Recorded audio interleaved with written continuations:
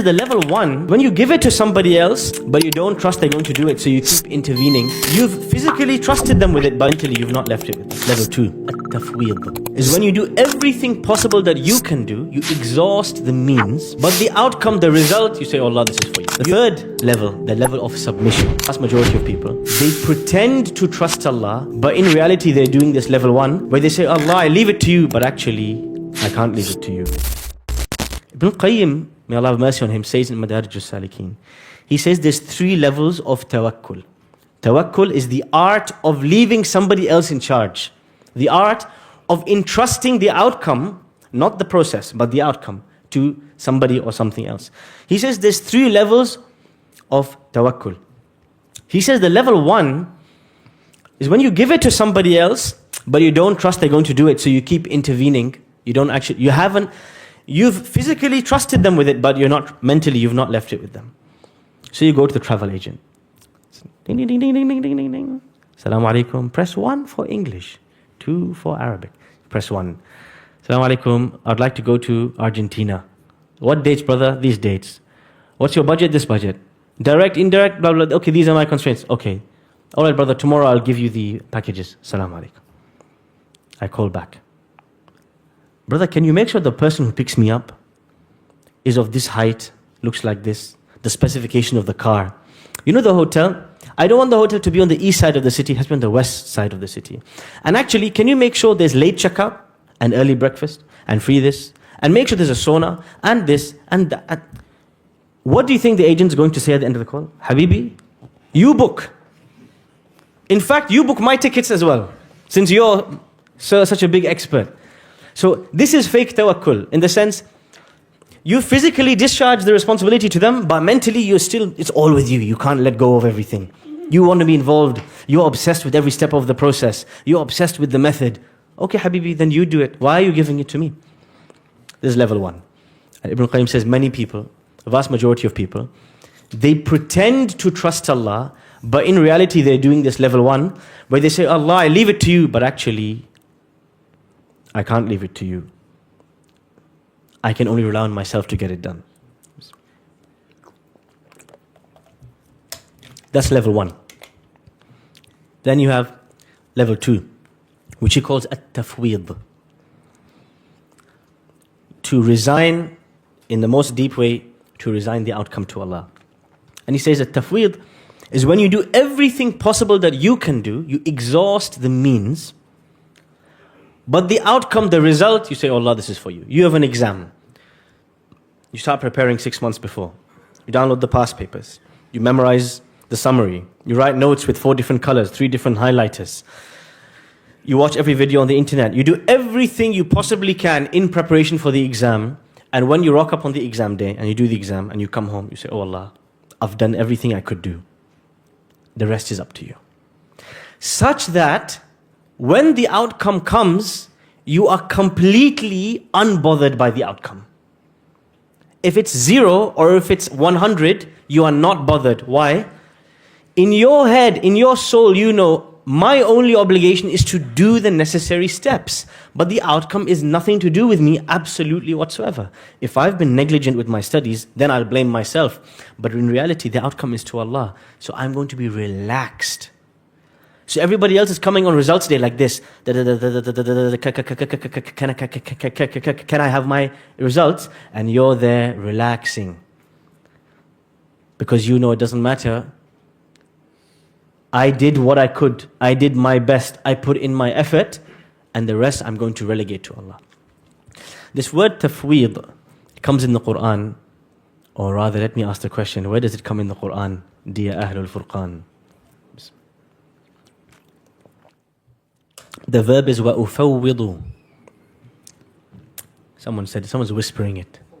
وَأُفَوِّضُ أَمْرِي إِلَى اللَّهِ. Who said it in the Quran? The سؤال أصعب. Who said وَأُفَوِّضُ أَمْرِي إِلَى اللَّهِ? I like to challenge Ahlul Furqan. It's nice. Not Yaqub. Sorry? Not Musa alayhi salam, but close. In the story of Musa. There was a man from an MP in Fir'aun's inner circle, one of his close leaders, who was pretending to be just hiding his belief. And eventually they found out that this guy is a believer, he's a monotheist, and he's trying to push the mission of Moses. Let's kill him.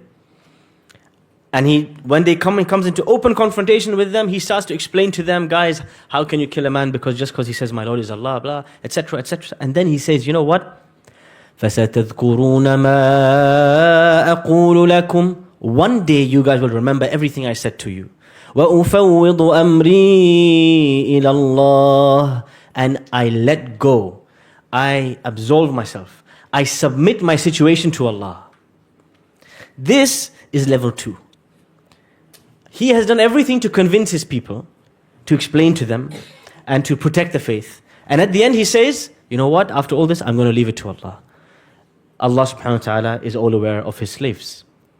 What happens next? Who can tell me the next ayah? Continue.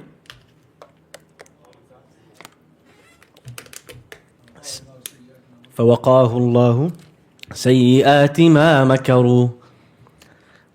The moment he said, I'm going to leave it to Allah, I'm done. I've done everything I could possibly do. I've exhausted myself. The next ayah Allah says, Allah protected him from all of their evil plots. They couldn't get him. Why? Because one of the greatest means and tools and methods to earn the help of the Almighty is to actually know when your job stops and his job begins. And to actively say, you know what? Whatever the outcome is, bad, good, great, terrible, amazing, I've left it to Allah. This is tafweed. The third level, and the final level, don't worry, there's only 3 levels, that Ibn Qayyim mentions, he calls is manzilatut taslim, the level of submission. The level of submission is the level of Ibrahim alayhi salam, when he steps into the fire and he just expects the fire to go cold. Please don't try this at home. No, I didn't say you should try this at home. He steps into the fire and he knows, I have submitted to Allah and I have completely submitted the situation to Him. My hands are tied, and so Allah will look after me. One of the most beautiful outcomes or results or fruits of tawakkul is it gives you confidence. You are willing and able and ready to go anywhere and do anything so long as it pleases your Lord and the Almighty, because you know if He asks you to do it or if it pleases Him, there is no way He's going to abandon you in the process. The verses I recited in the beginning tells a similar story. The Prophet Musa alayhi salam goes to his people. He says, Banu Israel, 5 out of 5, great job. Here we are, I'm paraphrasing, yeah? Don't quote me on this. Here we are, we've reached here, you've been with me all these years, you exited Egypt, you've come into the middle of nowhere, and now, final test, boss level test. What's the boss level test? He says, look, there is the Holy Land, the land of Palestine, the land of Canaan, the land of the messengers and prophets. That is your final destination and home. But there's only one thing, you're going to have to fight for it. And don't turn back and run away, because then you will be losers. They said, Musa, inside, we can see that inside those gates there's a big army, qawman jabbarin, powerful people. And we will never enter until those guys leave. If they leave, then talk to us. Give us a call, we'll make the move. What's wrong with these people? Do they lack courage? Do they lack risk-taking? Are they anxious? Are they worried? What's the issue? There's only one issue. All of those things might be symptoms. They're fearful, they're anxious, they're lazy, they're cowards. You can say all of those things. But you know what the root cause is? They don't trust Allah enough with the outcome. They think it's all about power and strength in numbers. And so they've decided, we're not going to even move. We're not even going to try. Why? There's no point. 2 men from the people of Musa stand up. قال رجلان من الذين أنعم الله من الذين يخافون. 2 men who were fearful of Allah stood up. They said, guys, just make the effort and enter the door. If you make the effort, how on earth is Allah going to humiliate you and leave you behind? You have to take the step. The outcome is not in your hand, but you have to take the step. And hear what they say at the end. وَعَلَى اللَّهِ فَتَوَكَّلُوا إِن كُنْتُم مُؤْمِنِينَ. You must trust Allah if you are believers. And here Ibn al-Qayyim makes a beautiful point. He says, whoever has no tawakkul has no iman. It's actually a very scary point. If you don't have enough ability to trust Allah and resign the outcome to Him and be completely relaxed when the outcome comes out, there is a problem deeper in your iman. Maybe you don't know who Allah is. Maybe that knowledge of Allah is not settled. You're not convinced to leave it to Him. Just like the level 0 travel agent. If I'm micromanaging the travel agent, clearly I don't trust that he's competent. I think he's going to mess it up. I think he's going to book me a flight to Tanzania rather than Argentina. I don't trust him, basically. Right? He's incompetent. Many of us treat Allah this way. We do not believe Allah is competent to take charge of our affairs. We do not believe that Allah is enough for us.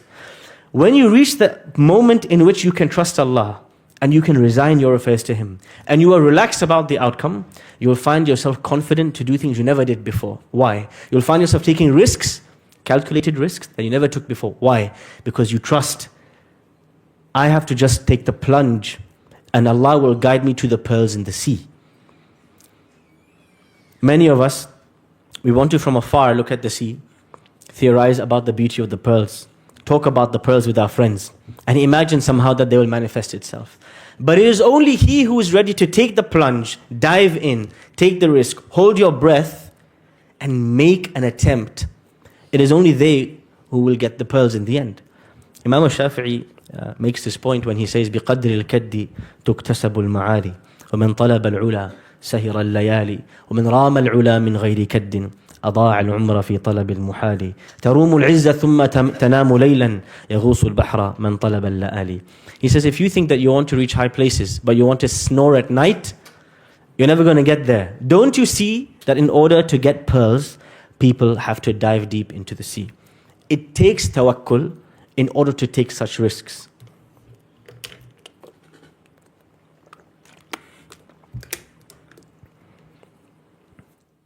You've talked enough about what is tawakkul. What are the fruits of tawakkul? What does it really look like? And what is tawakkul micromanagement, DIY, independence tawakkul? How do we actually achieve this trait of trusting Allah subhanahu wa ta'ala with our affairs? And how do we rise in the ranks? The first thing is that we have to remember that these are actions of the heart. They are muscles of the soul.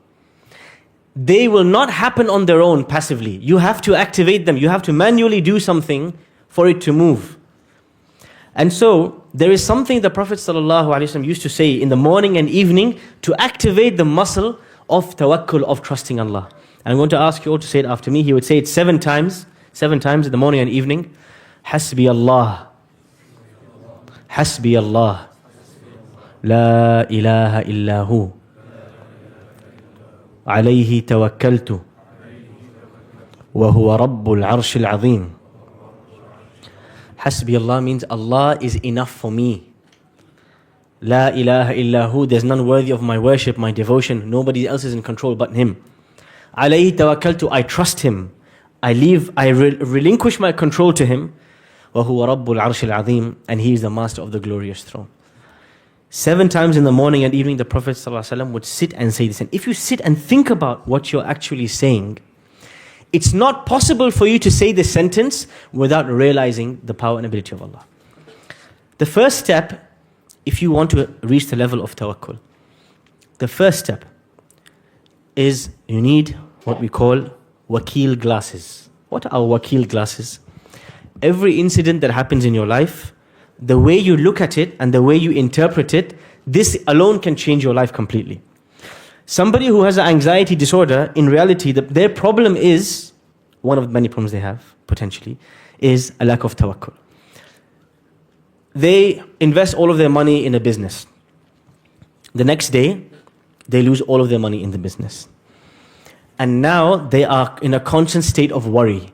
Even 10 years later, when they become wealthy again, they are constantly worried because they burnt their fingers. I don't want to invest in anything ever again because I've already been burnt before. The psychologists call this trauma. As Muslims, we don't call this trauma. Trauma in the English language is when something very heavy smacks you in the face. They call it blunt trauma. Something blunt has smashed into you. We don't call this trauma, we call it trials and tests. Because trials and tests come from a merciful creator who's trying to improve you. And trauma comes from somebody trying to kill you. You see, so the language, how you describe what's happening to you and how you understand it and how you frame it is half of the journey of the soul. Something bad happens to you. Your mother passes away. Your father passes away. You lose your wealth in an investment. You go through a divorce. You go through a challenge at work. Somebody's taken you to court for something you never did. You're going through some challenge in life. The first thing to do is when you look at this, to remember, Allah is my wakil. The one who sent this to me is my agent, my trustee.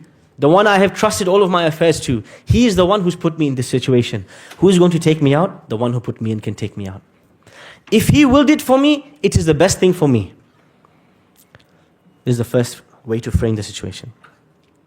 The second thing, I am not anxious or in a rush or in haste to get out, especially if my hands are tied. Because I know the one who put me in here, Al-Wakil, put me here for a wisdom. And it is just a matter of time when His wisdom dictates for me to be left out. I will not be here 1 second long than He wants me to be, nor 1 second less than He wants me to be. And this is the attitude of Yusuf alayhi salam in prison. He is not in prison of his own accord. He's there out of his control. Ibrahim alayhi salam didn't choose to be in the fire. Yunus alayhi salam didn't choose to enter the whale. Oftentimes you end up in situations in life you never chose, but Allah chose for you. And here's the question. You went to a travel agent and you said, book me these flights to Argentina. I leave it to you. I trust you. You're competent. You're intelligent. You end up on the flight and you think, what on earth is this airlines? There's no food on the flight. There's no drink on the flight. Then you remind yourself, actually, I trust the agent. He's a good guy. He's a smart guy. There's got to be some reason why he did this to me. You take your first flight from here to Argentina. One stop. And great. You step off. You transit. You take your second flight in order to get to Argentina. Second flight is business class. Someone's massaging your feet on the aeroplane. You think, wow, maybe this is why he did this to me. He got a cheaper first flight so I could get a better second flight. I trust him. He's a smart guy. This is the way that we have to trust Allah. When we are in situations out of our control, we have to be sure, absolutely certain, that there is a silver lining, that there is a plan, there is an exit, there is a better outcome, because Al-Wakil sent it to me. Why would I worry? I trust him more than I trust my own parents, my own children. Why would I worry? If my mother chose to send me to prison, she was 100% saving me from something worse. And so, if you look at, first of all, and perceive the situation in this way, it's not possible for you to be extremely stressed out or suicidal or extremely anxious. Why? You're reminding yourself, Hasbi Allah wa ni'mal wakil. I trusted myself and my affairs and my day-to-day situation to the best agent, the best trustee. Why should I worry? And so you slowly see your stress levels reducing, your cortisol levels reducing. The GP says you don't need medication. You need to go home, say 7 times, Hasbi Allahu la ilaha illahu. You'll be fine, don't worry. This is the first step. How you perceive the situation in life. Then there's a second type of situation.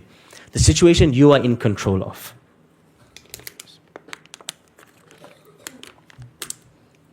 And the situation that you and me are in control of, we have to realize our control is fake, it's an illusion. Now human beings think that they can do genetic engineering, they can control animals, they can control the taste, the size, the color of the chicken that we eat on our plates. Everything we feel that we have under our control, somehow, some way we can manipulate it. One of the important parts of tawakkul is realizing the powerlessness of human beings. And how sometimes Allah subhanahu wa ta'ala does things with no asbab. In a completely miraculous way. Allah makes things happen. In your experience of life, you may have experienced such things. Something happened, a job came to you, you never asked for it. A proposal came to you, you never looked for it. And you realize from these situations, I could do a million things and I get nothing. Or I could even sat on my seat and Allah can bring me something I never asked for. Allah can provide with or without the means and the methods and the tools. And in the Quran, Allah gives us many examples of people this happened to.